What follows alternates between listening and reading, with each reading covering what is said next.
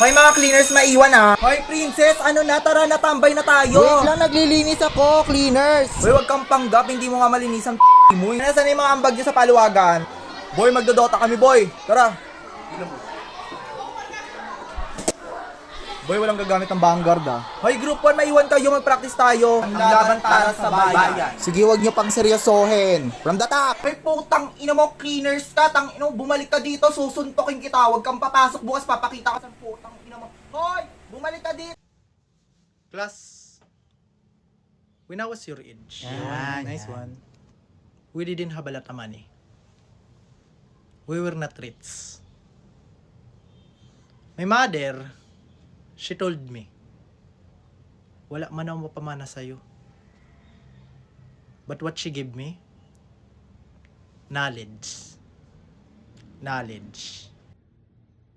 Our province only had one school. It was mountains away. And I have to travel for 2 hours so I can get there every day. Every day, ma'am? Yes, every day. I work hard, I studied in class out of 5,000 students in our high school. I finished second. Yeah. Sinong pang first, ma'am? He gave me this ring. Ma'am, Okay, so the subject of this Ma'am, sentence, papaquiz ako.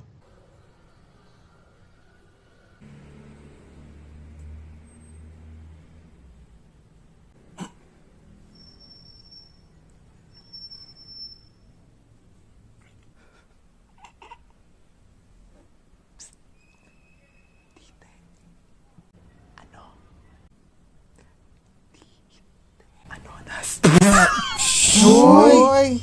Lista nyo yan. Uy, ang ingay. Uy, di ba kayo mapagsabihan? Hoy, putang ina, ba't kami nalista dyan, ha? Burahin mo dyan, ha? Patawagan, no? Wala man ang ginagawa, eh. Respeto naman, no? Burahin mo yan. Nag-walk out tuloy si Heidi. Si Jose Rizal, gumawa siya ng libro na hindi naiintindihan ng mga Pilipino. Ulul, ikaw nga nanonood ka ng K-dramang hindi mo naintindihan. Puro pagsusulat lang kaya ginawa ni Jose Rizal, napakadali lang nun. Paano naging bayani yun? Ulula ng pagsusulat lang, research nga natin, hindi mo masulat eh. Tsaka babaero siya, magandang halimbawa ba yon? Ikaw nga, lahat ng mga kaklase natin, chinat mo, pati yung tindera sa kantin. Eh si Andres Bonifacio nga, bayolente yun ah. Okay lang bayolente, matapang naman. Bakit? Pag binayolente kita ngayon, bayani na ako, di ba magaguidance ako, bobo? Paano ka lalaban sa bansa kung hindi ka makikipagdigmaan? Excuse me, ikaw nga puro parinig ka lang sa Facebook eh, bakit papalag ka ba? Tsaka ang dami naging foreigner na jowa ni Jose Rizal, hindi masyadong tumangkilik ng sariling atin. Gaga, syempre nirepresent niya lang yung bansa natin, no? Ingitera ka kasi walang pumapatol sa yung AFAM.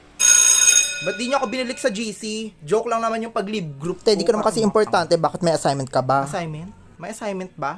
Number 1 sa assigned princess. Okay, number 1, ano ang pinaka-importanteng gawin ng isang Pilipino? Number 1, Wait lang, ma'am. Saan na nga ba yun dito? Wait lang po, Number 1, bilang isang Pilipino, dapat tayo ay sumunod sa batas. Batas trapiko at saka dapat tangkilikin natin ang sariling atin. Yun po yung sagot ko, ma'am. Ganon, sumagot. Okay, 95 yan sa akin. Okay, pass your notebooks. Princess, sa akin na yung sa'yo, lalagay ko yung 95. Hoy, bakla, ano, kailan ka magbabayad ng utang mo? Ang tagal na ng utang mo, aesthetic ka dyan, tapos wala kang pambayad. Ha? Yung outfit check, this is, hiniram ko lang to sa kaibigan ko, eto inarbor ko na, di ko nababalik. Tapos yung shoes ko, Avon 2 Gibbs, pero isang beses ko lang binayaran. Ano mo, pitch? Hoy, yung utang mo! Lo, ba't lahat kayo nakaitim? Ano yan, may patay ba? Hindi, kino-cosplay lang namin singit mo. Ba't nakapang bahay ka lang? Naghihintay pa kasi ako ng Shopee 1111 para may promo, di ba? At saka okay na nung online class, lagi ako nakapambahay, ang taas ko sa exam. Ulul, wala sa damit yan, kahit magpanty ka pa sa Shein. Alam ko ginugil mo lahat ng sagot kaya ka may high honor. Uy, girl, ang ganda ng crop top mo, Thanks. Saan mo nabili yan? Ang aesthetic naman. Pati anong nakasulat, di ko mabasa. Ano yan? Rest in peace, Lola. Hindi mo na mabasa kasi luma na yan. Ginawa kong crop top kasi nauubos na lahat ng mga outfit ko.